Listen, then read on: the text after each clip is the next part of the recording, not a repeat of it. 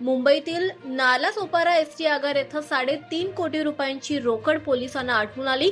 गुन्हे शाखा युनिट 3च्या पथकानं कारवाई करत रोकड असलेली व्हॅन जप्त केली आहे। या प्रकरणी पोलीस अधिक तपास करतात। विधानसभा निवडणुकीच्या पार्श्वभूमीवर राज्यात आचारसंहिता लागू करण्यात आली आहे आणि याच पार्श्वभूमीवर पोलीस पथकाच्या गस्ती सुरू आहेत। नालासोपारा एसटी आगार परिसरात संशयास्पद रोकड असल्याची माहिती गुन्हे शाखा युनिट 3ला मिळाली आणि मिळालेल्या माहितीच्या आधारे पोलिसांच्या पथकानं सदर ठिकाणी संशयास्पद व्हॅन ताब्यात घेतली आहे। सदर एटीएम व्हॅनची तपासणी केली असता त्यामध्ये 3.5 कोटी रुपये आढळून आले।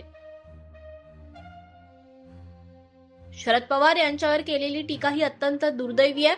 भाजपनं पातळी किती खाली नेली आहे अशी माणसं भाजपने बाळगली आहेत। डॉग स्क्वॉड बाळगलेत। देवेंद्र फडणवीस यांचं समर्थन आहे का याचा खुलासा करावा। सदाभाऊ खोत यांनी असं वक्तव्य केलं, त्याचं प्रायश्चित्त त्यांना करावं लागेल असं जयंत पाटील यांनी म्हटलं।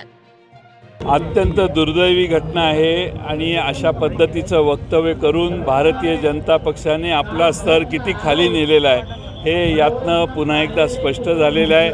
अशी माणसं भारतीय जनता पक्षाने बाळगलेली आहेत। एक डॉग स्क्वॉड बाळगल्यासारखी ही परिस्थिती आहे आणि हे ज्यांनी बाळगलेलं आहे त्या देवेंद्र फडणवीसांचं तर याला समर्थन आहे का हे देवेंद्र फडणवीसांनी खुलासा करावा। राजकारणाची पातळी किती खाली न्यायची याला काही मर्यादा राहिलेली नाही। भारतीय जनता पक्ष एकदा त्यांचे प्रमुख नेते आले आणि भटकती आत्मा असं त्यांनी वर्णन केलं। आता सदा खोत यांनी अशी जी भाषा वापरलेली आहे याचंही प्रायश्चित्त महाराष्ट्रात जनता ही भारतीय जनता पक्षाला दिल्याशिवाय राहणार नाही। ठाकरे गटाच्या खासदार प्रियंका चतुर्वेदी या डोंबिवलीत आल्या होत्या आणि त्यावेळी त्यांनी भाजप सरकारवर टीका केली आहे। तर सदाभाऊ खोत यांनी शरद पवारांवर जे भाषण केलं त्याचा चांगला समाचारही घेतला। खासदार चतुर्वेदी म्हणाल्या की ज्याच्यावर टीका करतात त्यांनी महाराष्ट्राचे नेतृत्व केलं होतं। एक अनुभवी नेते अशी त्यांची ओळख आहे। महाराष्ट्रात नाही तर देशभरात त्यांनी नेतृत्व केलंय। सदाभाऊ खोत त्या पक्षातून येतात ज्यांनी घरामध्ये आग लावलेली, भावाभावंडांचं भांडण लावून दिलं। अशा शब्दांमध्ये खासदार प्रियंका चतुर्वेदी यांनी सदाभाऊ खोत यांचा चांगला समाचार घेतला। कितनी गिरी हुई सोच होगी कि आप एक ऐसे इंसान के बारे में टीका टिप्पणी कर रहे हैं जिन्होंने महाराष्ट्र का नेतृत्व किया है। महाराष्ट्र के एक सीनियर लीडर माने जाते हैं, एक एक्सपीरियंस लीडर माने जाते हैं और सिर्फ राज्य में ही नहीं किया है, देश भर में उन्होंने काम किया है। वो इस एक्सपीरियंस से आते हैं। आप लोगों ने, और ये जो सदाभाऊ खोत हैं वो उसी पार्टी से आते हैं जिन्होंने इनके परिवारों में आग लगाई है, एक बहन को अपने भाई के साथ जुदा किया है। ये वो पापी लोग हैं, ये अधर्मी लोग हैं। शंकराचार्य जी खुद मातोश्री आए थे। शंकराचार्य जी क्या कहकर गए? शंकराचार्य जी ने कहा ये सिर्फ राजनैतिक अधर्म नहीं हुआ है, ये हमारा हिंदू धर्म के खिलाफ अधर्म हुआ है। तो अगर सही मायने में दिशा महाराष्ट्र की ठीक करनी है तो हमें वापस से महाविकास अघाड़ी को लाना है। तो जो उनकी सोच है, जो उनके विचार हैं, जो उनकी गंदी नीयत है वो उनके शब्दों में बयान हो रही है। और सबसे इम्पोर्टेंट, वो जानते हैं हार सामने है और बुरी तरीके से हारने वाले हैं, इसलिए अपनी खिस्यान पर इन शब्दों के माध्यम से बयान। छत्रपती संभाजीनगर शहरातील सूतगिरणी परिसरातल्या निवडणूक विभागाच्या तपासणी नाक्यावर 40 लाख रुपयांची रक्कम सापडली। पैठण तालुक्यातील बिडकीन येथून सचिन जाधव या नावाचा व्यक्ती खासगी गाडीतून 40 लाख रुपये घेऊन जात असताना स्थिर पथकाकडून तपासणी करण्यात आली। व्यंकटेश संस्थेची ती रक्कम असल्याचं सांगण्यात येत आहे। मात्र जी व्यक्ती ही रक्कम घेऊन आलेला त्याच्याकडे बँकेकडून कुठलाही QR कोड जनरेट केलेला नव्हता। त्यामुळे ही रक्कम संशयास्पद आहे म्हणून त्यांची निवडणूक विभागानं जप्ती करण्यात आली। आयकर विभागाकडून याची शहानिशा करून या रकमेबाबत निर्णय घेतला जाणार आहे। राहुल गांधींचं संविधानाचा गौरव न करता लाल पुस्तक घेऊन अर्बन नक्सलांची मदत घेण्याकरता नाटक करतायत अशी टीका फडणवीसांनी केली आहे। उपमुख्यमंत्री देवेंद्र फडणवीस यांनी राहुल गांधींवर कडव्या शब्दात टीका केली। राहुल गांधी बुधवारी नागपुरात आले होते त्यावेळी त्यांनी आरक्षणाची 50% मर्यादा तोडणार असल्याचं म्हटलं।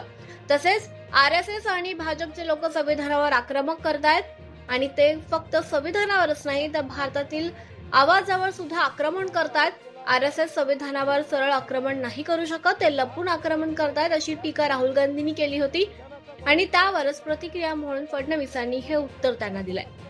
एकूणच भारताच्या संविधानाबद्दल राहुल गांधींची जी अनास्था काल पाहायला मिळाली आणि मी परवा जो आरोप केला होता तो खरा ठरला।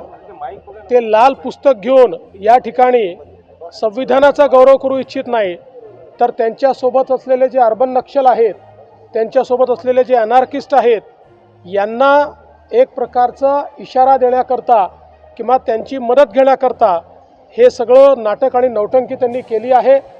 संविधानाचा रोज अपमान ते करतायत आणि या ठिकाणी खऱ्या अर्थानं आजपर्यंत ज्या प्रकारे काँग्रेसने भारतरत्न डॉक्टर बाबासाहेब आंबेडकरांचा अपमान केला, संविधानाचा अपमान केला, आता त्यांच्या या नौटंकीला कोणीच भुलणार नाही। छत्रपती घराण्यातील भाजपचे उमेदवार शिवेंद्रराजे भोसले यांच्या प्रचारासाठी त्यांची कन्या छत्रपती मृणालीराजे प्रचारासाठी रणांगणात। सातारा जावळी विधानसभा मतदारसंघात भाजपचे उमेदवार छत्रपती शिवेंद्रराजे भोसले आता रणांगणात आहेत। सध्या त्यांच्या प्रचारासाठी त्यांची कन्या मृणालीराजे साताऱ्यातील मंडईमध्ये प्रचार करताना पाहायला मिळतात। आवर्जून त्या लोकांच्या गाठीभेटी घेत आहेत। यावेळी त्यांनी चांगल्या मतांनी त्यांचे वडील म्हणजेच शिवेंद्रराजे भोसले निवडून येतील असा विश्वासही व्यक्त केला।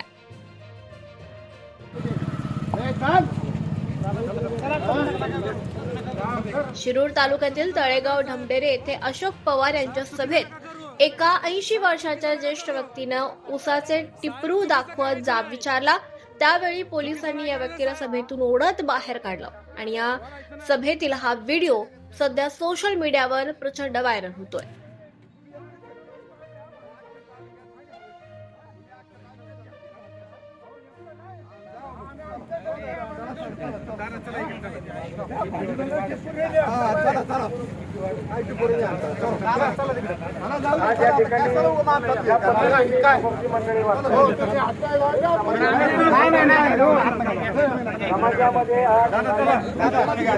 समाजामध्ये